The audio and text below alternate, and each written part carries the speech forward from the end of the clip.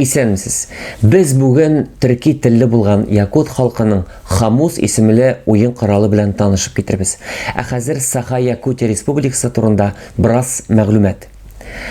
Саха-Якутия Республикасы Россиянең иң зур административ-территориаль республика.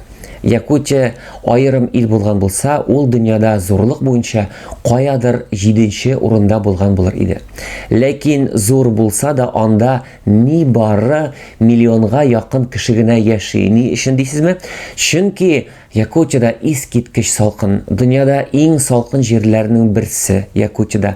Анда кыш көннәрендә температура 55-кә кадәр суыта. Күз алдына китерегез, ни кадәр анда суык, кискен температура. Шуңа күрә анда кеше дә күп яшәми.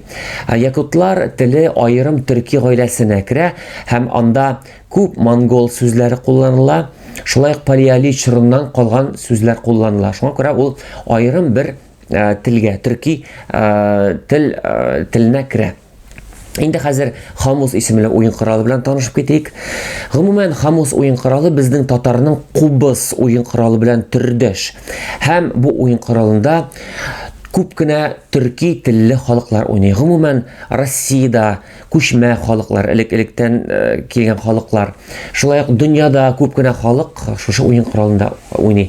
Ничек аталасың бу уен коралы башка милләтләрдә, башка илләрдә? Мәсәлән, якутлар Хамус дип йөртсә, монголларда бу уен коралы Аманхур дип атала. Төркмән халкы бу уен коралын Гопус дип атый. Шулай ук пластина формасында латуннан ясалган уен коралы Вьетнамнарда билгеле. Бездә татарларда, шулай ук башкорт халкында бу уен коралы Кубыз буларак билгеле, біз беләбез. Кыргыз халкында Оос Кубыз, Оос Хомус дип атала. Шулай ук эстон халкы да уйный бу уен коралында, анда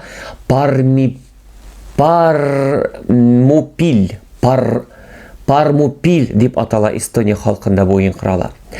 Шан Кубыз дип атала Каракалпакта һәм Үзбәк халкында, шулай ук Дрымба дип атала Белорус халкында һәм Украиннарда.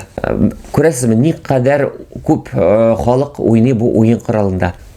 Хамус иң борынгы музыка уен кораллары рәтенә керә.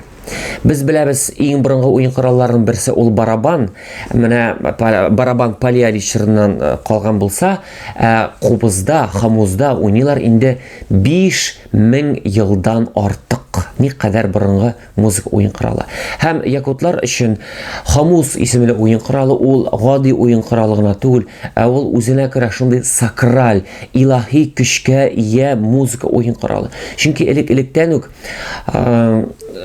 якут шаманнары шушы уен коралларында уйнаганнар. Ләкин бу музыка уен коралы түгел, ә үзенә күрә бер төрки борынгы йолаларда катнаша торган уен коралы. Бу уен коралы инде милли мәдәниятнең символы буларак билгеле. Без беләбез, 10 елга бер тапкыр Якутияда фестиваль уза, фестиваль Хамуза. Инде бу елны ул беренче тагын бер узды. Инде тагын әйтергә кирәк, элек-электән билгеле 3 төрле Хамуслар. Беренче төре сөяктән ясалынган булса, икенче төре мәсәлән ясалына агачтан. Хамус якутларда, Хамузны якутларда ясыйлар, электән ясыйлар яшен суккан агачтан. Ни өчен дигәндә, чөнки яшен суккан агачы җилдә ул үзенә күрә шундый бер җилфердәп тора торган тавыш чыгара һәм музыкантлар бу уен коралын җыеп саклыйлар, киптерәләр һәм дә инде агач Хамузлар ясыйлар.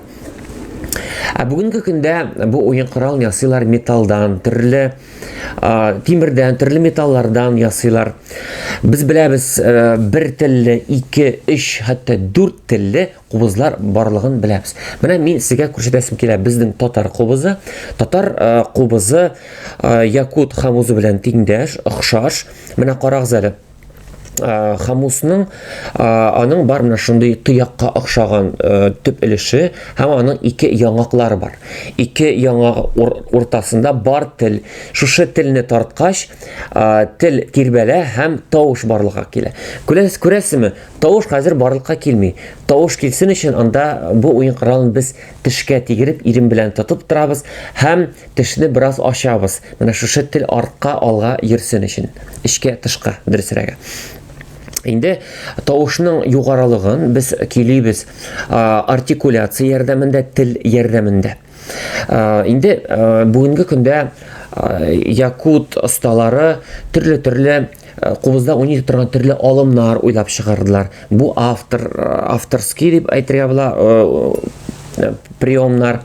Инде хәзер сүздән музыка күчик, бездә кунакта бүген махсус кунаклар, алар Ирак, Якутиядан килгән музыкантлар, алар үзләренең традициясын саклап килүче һәм дә инде традиция яңа алымнар кертүче музыкантлар. Ул да булса Арчына һәм Нарьяна. Димәк, алар безгә искиткеч матур табигать тавышларын тасвирлап күрсәтерләр. Әйдәгез әле, без дә тыңлап хозурланыйк һәм нинди тавышлар булганын барлап утырыйк. Рәхим итегез.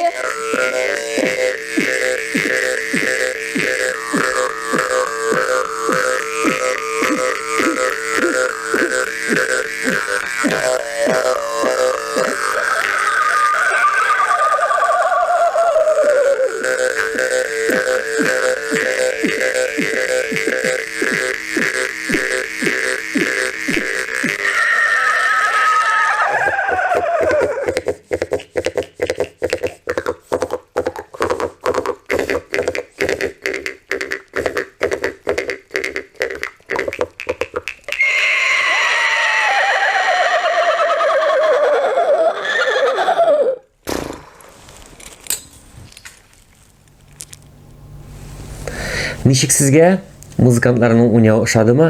Шуннан да күзне йомгач, күз алдына килә табигать, төрле кошлар, хайваннар, тавышлары. Әле бит әле бу кубызның тавыш чыгару юнәлеше бер төрле генә. Бу кубыз тавышында төрле космик тавышлар чыгарга була. Бу уен коралы ярдәмендә төрле заманча ритмнар уйнарга була. Булар турында инде башка сәхифәләрдә без сөйләшербез.